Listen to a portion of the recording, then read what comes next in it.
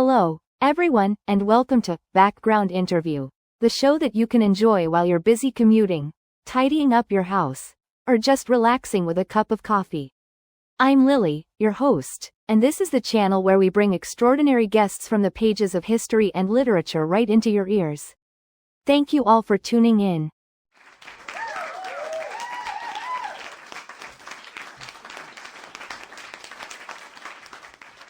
You know, folks, the other day I realized I spent way too long trying to rearrange my bookshelf. I promised myself it would take 10 minutes, but let's just say I finally emerged 3 hours later as a changed person, a little dustier but definitely more enlightened. Sometimes, it feels like I'm a professional book organizer rather than a host. At least it's a good workout, lifting all those hardcovers. Tonight, we have a truly monumental figure as our guest, someone whose works have shaped the landscape of literature forever. Ladies and gentlemen, help me welcome one of the greatest novelists and thinkers of all time. This is going to be an incredible conversation. Let's give a huge round of applause for our guest.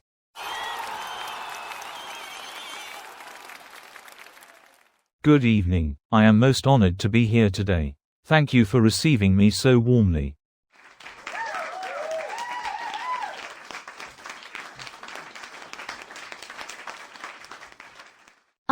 Please, let's both have a seat and make ourselves comfortable. Thank you. I appreciate the invitation and the opportunity to speak with you and everyone listening today. I hope our conversation will enlighten and entertain.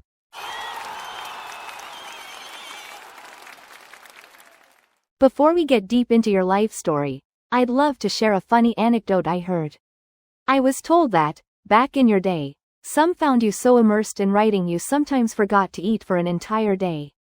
If that happened here, I'd probably faint after 2 hours. Is that true? Oh, I must say, it may have happened once or twice.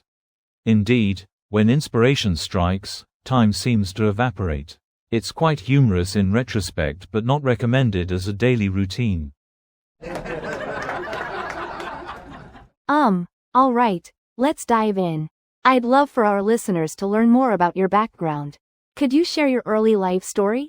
Where you were born, your family, all that interesting history that shaped who you became. Certainly. I was born in Moscow in 1821. My father served as a doctor at a hospital for the poor, and my mother was a deeply religious and caring woman. I grew up in an environment that was quite strict yet filled with literature, faith, and a certain sense of duty toward those who suffered.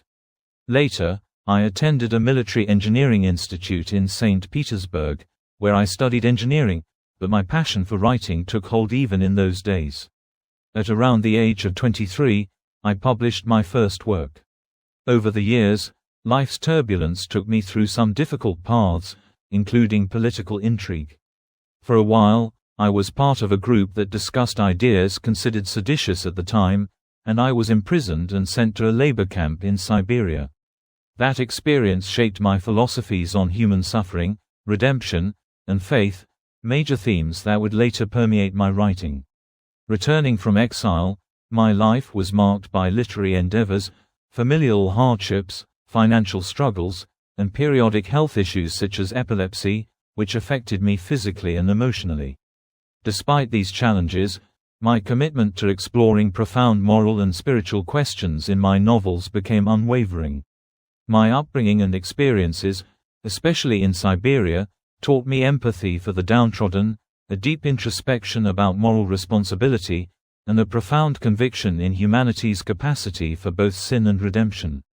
All these influences truly guided my literary works and formed the lens through which I interpreted the world. That's truly fascinating. Life experiences like that can shape not only a person's worldview but also an entire era of literature. Now, let's focus on the centerpiece of this conversation, crime and punishment. We want to spend a good bit of time really dissecting it. So to start, I'd love to hear a detailed summary of the novel, including the main plot, the protagonist, the major moral dilemmas, and anything else that might help our audience see why it's such an essential work. Take your time, please. Our audience is all ears. Crime and Punishment, first published in 1866, centers on Rodion Romanovich Raskolnikov, a destitute ex-student living in St. Petersburg. Struggling financially and tormented by philosophical ideas, he develops a theory that certain extraordinary individuals can transgress moral boundaries for the greater good.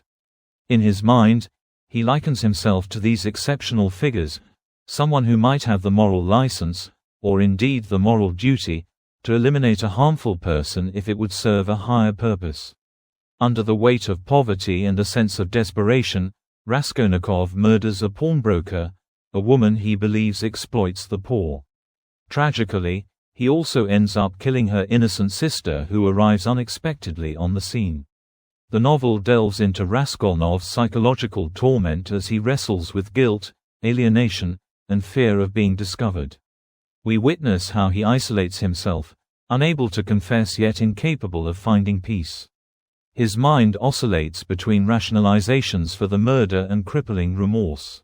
The characters around him, his loyal sister Dunya, his loving mother, his devoted friend Razumikin, and the noble prostitute Sonya, each represent different facets of compassion, moral judgment, or sacrifice.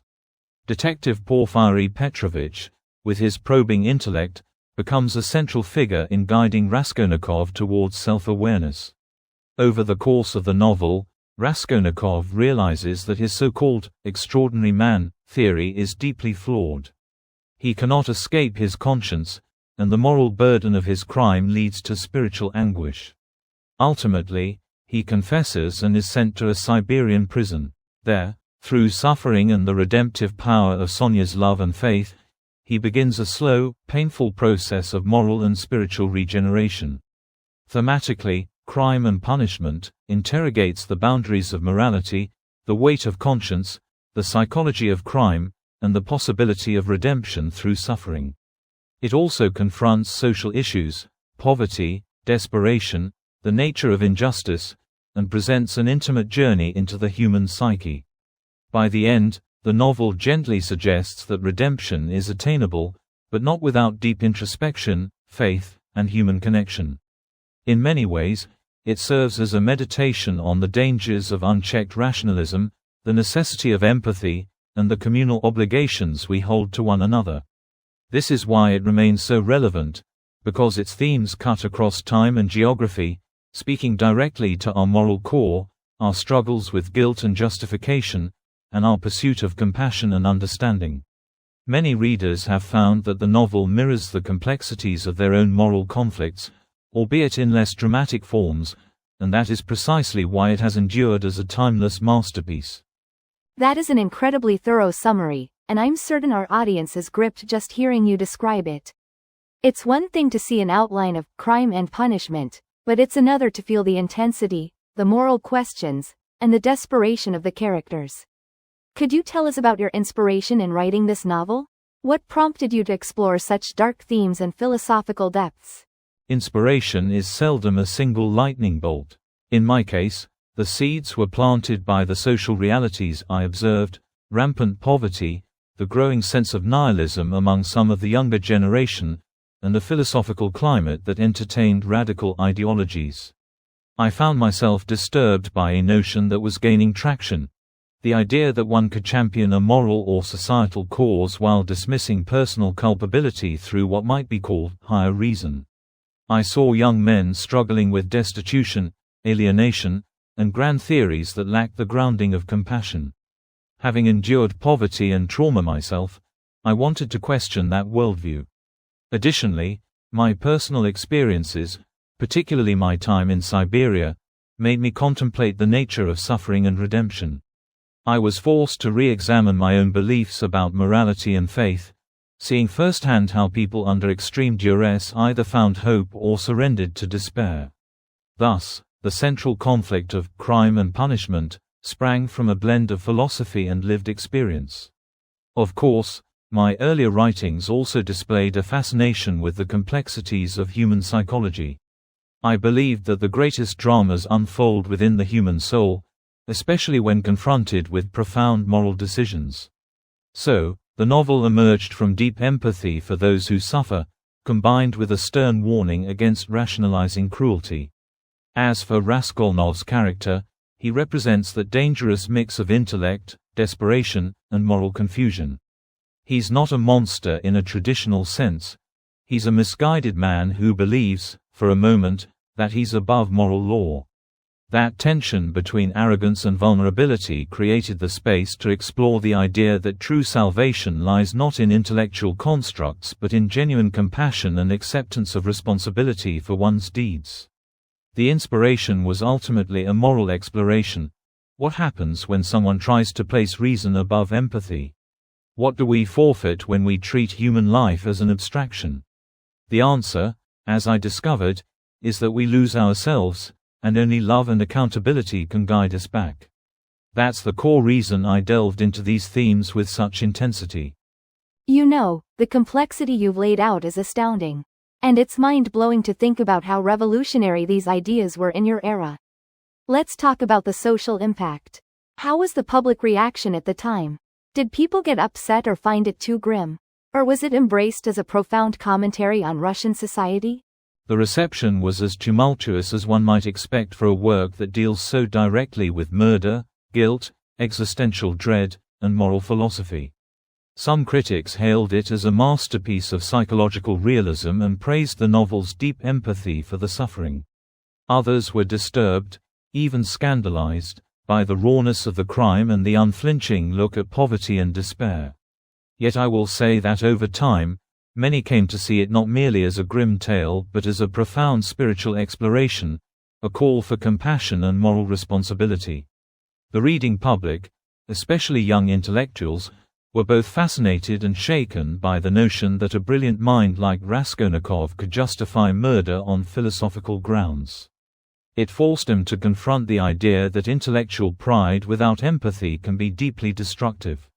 Indeed, the debates over these themes rippled throughout Russian society, and later throughout Europe, adding to the broader conversation about societal reform, personal ethics, and the role of faith.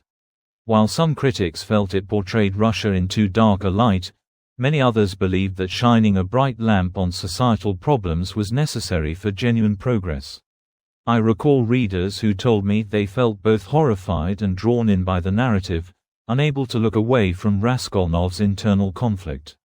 The fact that it still resonates today suggests the novel's themes spoke to universal concerns about morality and the struggle between good and evil within us all. It sparked dialogues on crime, justice, mental anguish, and whether society itself bears responsibility for the desperation of impoverished individuals. And thus, the social significance evolved beyond Russia's borders. Over time, global readers found the novel a mirror reflecting their own moral dilemmas, even in very different cultural contexts. So the influence was deep and far-reaching, and I remain grateful that it continues to provoke thought and empathy around the world.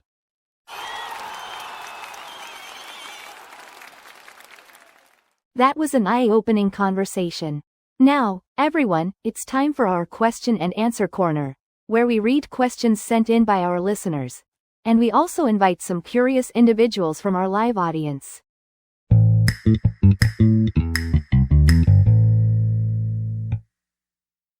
Our first question comes from Rebecca in Toronto. She writes, Mr. Dostoyevsky, you've explored a lot of existential and religious themes in your works. Do you feel there is a particular moral lesson in crime and punishment that we should keep in mind today? She says she's a big fan of your novels, by the way. Thank you, Rebecca, for your question. I would say the moral lesson, if we can phrase it as such, concerns the indestructible link between human empathy and moral responsibility. Raskolnikov's tragedy is that he attempts to separate himself from these basic human qualities with purely intellectual justifications. But ultimately, we see how his conscience will not allow him to detach from the moral law that governs human relations.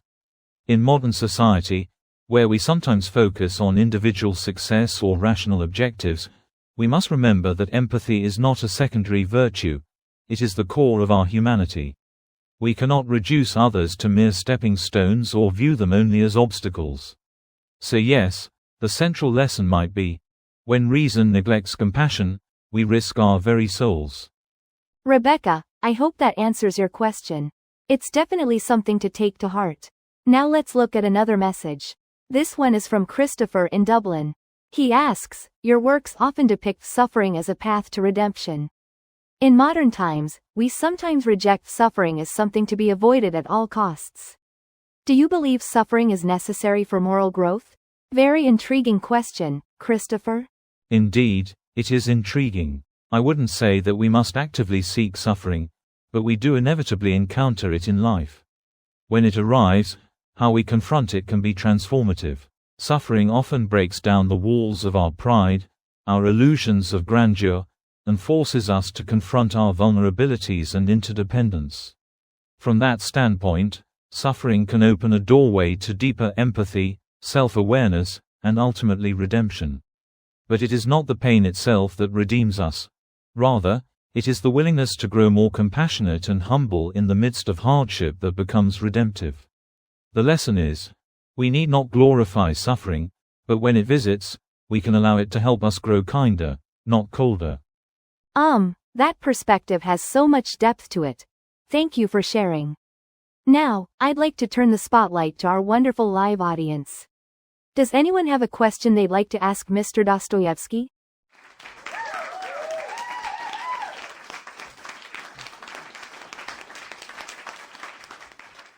All right, I see a hand up in the 5th row.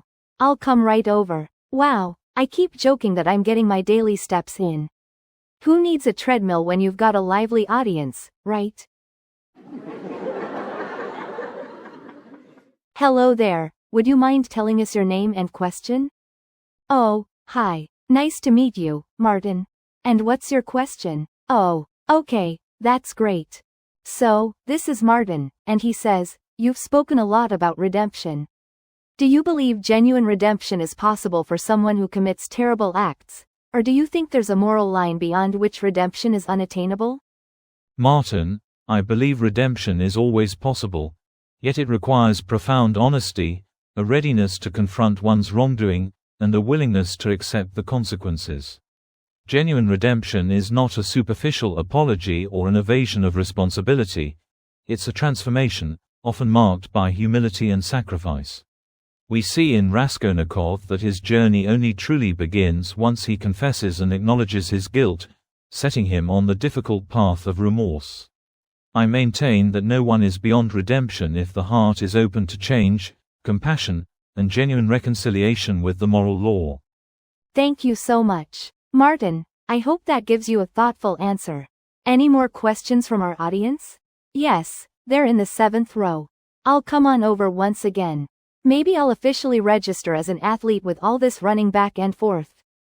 Hello, what's your name? Hi, Ashley. And your question? I see. Right. Fantastic. So her name is Ashley, and she wants to ask, if you were to rewrite Crime and Punishment today, would you alter any aspect of Raskolnikov's moral dilemma to fit modern times, or is it timeless as it stands? Ashley, thank you. I've often pondered how these ideas translate to a modern context. The essence of Raskolnikov's dilemma, the conflict between rationalized self-interest and moral accountability, remains just as vital. Human nature has not changed so drastically. If I were to rewrite it, perhaps the specific socio-economic backdrop might shift, reflecting current issues such as global inequality, rapidly advancing technology, or new forms of alienation. But the core tension, where rational thought collides with basic human empathy, remains timeless. So the heart of the story would, I believe, remain much the same, for moral confusion is a perennial human challenge. Great question, Ashley. Thank you for that. Now let's do one final question from the audience. Yes, over there by the aisle. All right, I'll hustle once more, though I'm not promising to beat my step record from yesterday. Okay. Hello, Carlos. And your question is, wonderful. Thank you, Carlos. So this is Carlos. He wants to know, in many of your works, you explore faith and spirituality. If someone reading Crime and Punishment has no religious background, can they still fully engage with the themes of guilt, redemption, and salvation that you present? Carlos, absolutely. While faith, particularly the Christian faith, provides a clear framework in my novels. The core themes are human experiences that transcend any specific religious doctrine. Guilt, conscience, empathy, and the desire for redemption exist in people from all walks of life. One need not be devoutly religious to wrestle with moral dilemmas or to experience the profound need for forgiveness, whether from others or oneself. I believe the novel speaks fundamentally to the human heart, and spirituality, in that sense, can be interpreted broadly as the depth of our moral consciousness.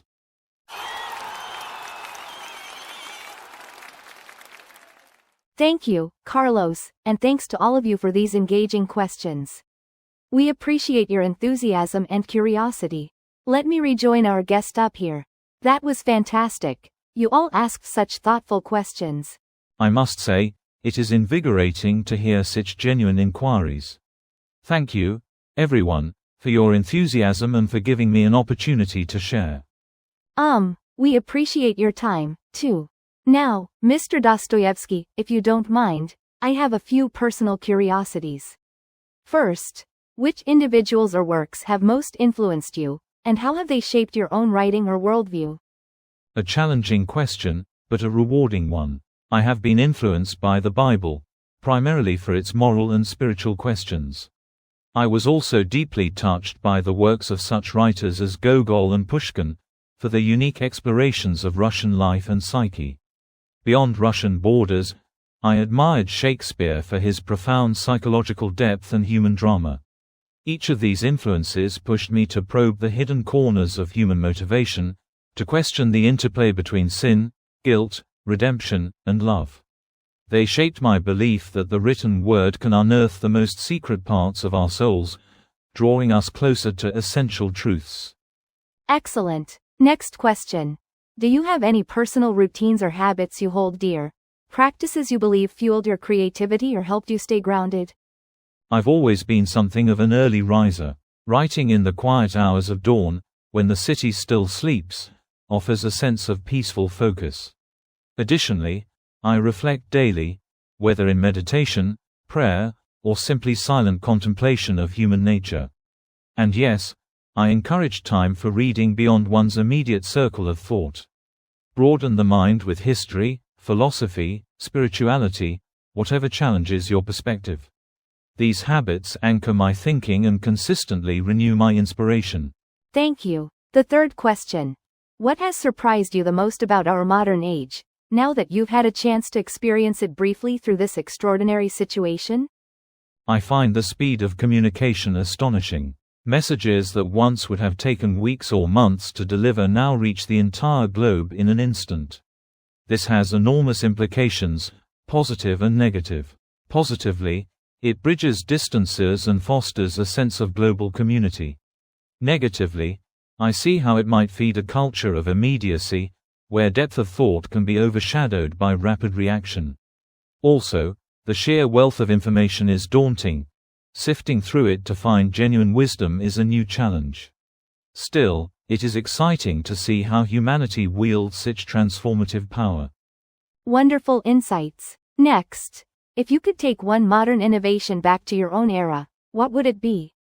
Perhaps a humble electric light, merely because reading and writing late at night, which I did often, would become far less of a strain on the eyes. However, more philosophically, I might be tempted to bring back the idea of global interconnectedness, urging people of my time to see beyond their immediate realm, to consider that all of humanity shares certain universal yearnings. Practical or philosophical, I believe bridging cultural and geographical divides was something our world desperately needed in my day as well. I absolutely love that. Now, if you had been born in our time, what path might you have taken? Would you still be a novelist? I suspect I would still write, although the form might differ. Perhaps I'd use modern digital platforms, or even pursue journalism or scholarly research. But I remain, at heart, a storyteller seeking to peer into the depths of human consciousness. So yes, I'm quite certain I'd remain a writer in some capacity, endeavoring to unravel the mysteries of the soul in this hyperconnected era. That makes perfect sense. Another question. Looking back on your achievements through our modern lens, How do you feel? I feel tremendous gratitude, even awe, that my works still speak to readers across generations and cultures. To know that my struggles and reflections resonate beyond my century, that is an extraordinary privilege. It's humbling, yet it reaffirms the notion that when authors delve fearlessly into truth, it can transcend time and place. Lastly, is there a single message you wish to deliver to people living in the present day? Something we can take to heart? That message is, never underestimate the human capacity for empathy and moral growth. We all have the seeds of compassion within us. In a world that can feel impersonal or divided, maintaining our connection to each other's humanity is crucial. Realize that your actions and choices shape not only your life, but also the moral fabric of your community and beyond. Each individual carries immense responsibility and immense potential for goodness. What a beautiful sentiment to bring this to a close. Let's briefly recap. You've shared your life's story, the depths behind crime and punishment, and the significance of suffering, empathy, and redemption. Truly, this has been an enriching experience. Mr. Dostoyevsky, I can't thank you enough for joining us tonight. Any final words for our audience before we wrap up? My gratitude goes to you, Lily, and to all who have listened so intently. It has been a profound pleasure to converse here. May we continue to explore, question, and uplift one another in all that we do.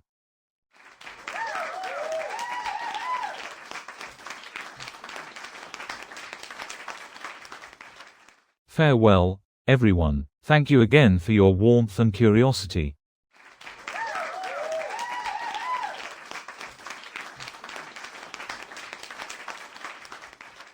And thank you, all of you, for listening, for sending in your questions, and for being the best audience a show could ask for. Your presence and enthusiasm make this such a joy to do.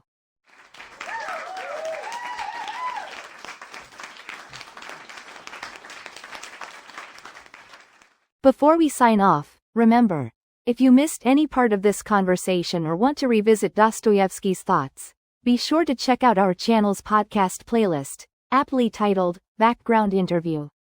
It's perfect for repeated listens if you happen to be doing the laundry or got distracted while commuting. Frankly, I like to listen to our show on my own drive home. Makes me feel like I'm talking to myself, but in a good way. Seriously, though, we'd love your support. Subscribe, hit the like button, leave a comment, share with your friends. That's how we keep these conversations coming to you every week. Alright, that's all from me, Lily. Thank you for tuning in to Background Interview, and stay curious, my friends. Until next time, take care, everyone.